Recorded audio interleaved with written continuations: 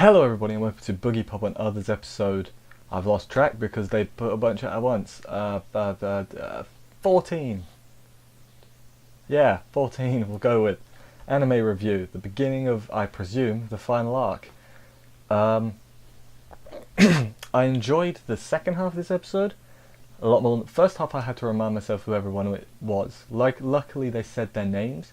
And then I was like, okay, you're that person, because they brought up a lot of people back from the first arc, which is fine. But that was a few months ago, and I can't remember that far back. But start at the beginning, as always, and we'll go through, and then I'll give my overall thoughts. I mean, I'm happy still. The beginning of the arcs are always confusing, but that's the point. So let's get on with it. So first, there's a big building, and some kid doesn't like the building.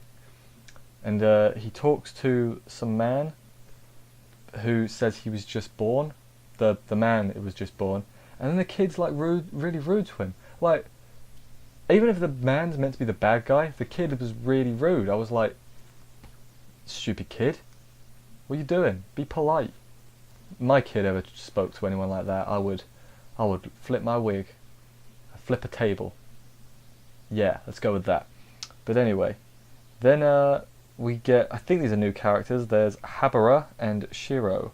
Shiro was meant to have a date, but she might be dead. But they were pretty vague about it. So he's like, yeah, she might be dead. And I'm like, okay, so she's not actually dead. There's something else going on, but I'm not sure.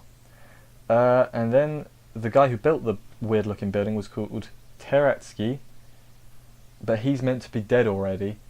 So this is like an impersonator or something, but I'm not too sure.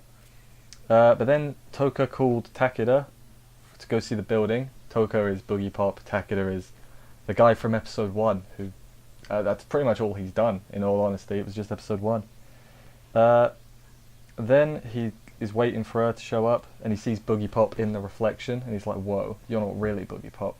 You're a, what's the word? A fake. Let's go with that.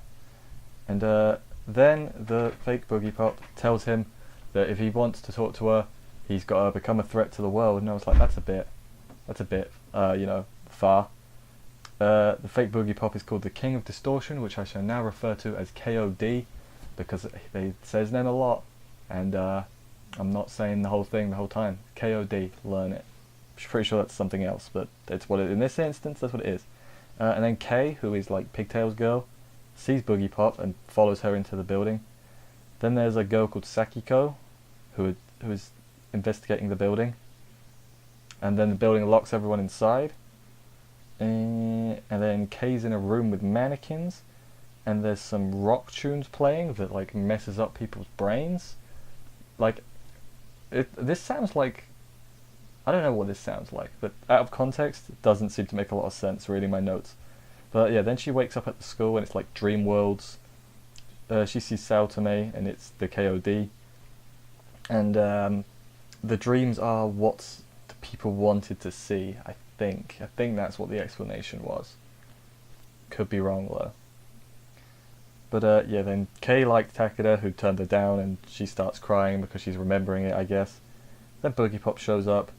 KOD says it wants to turn everything to gold. And then they go back to the mannequin world, and Boogiepop's like, I don't know if I can protect you this time. So I'm going to say, I don't have a ton of clues what's going on, but that's the point. I'm not supposed to know exactly what's going on, otherwise that would ruin it. So, yeah, obviously the KOD is the bad guy. Takeda's locked out, so he's not going to be relevant anymore. I'd be surprised if he shows up again, actually. What else? There was those two guys and Sakiko. Like, one of the dudes seemed to know of Boogiepop, so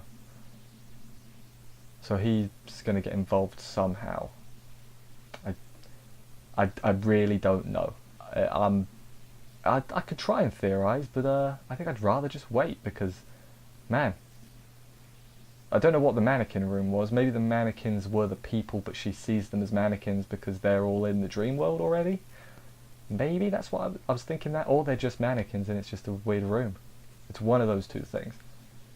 Yeah, but anyway, let me know what you guys thought and stuff, and I'll see you next week for the next episode. Maybe some stuff will make sense. See ya.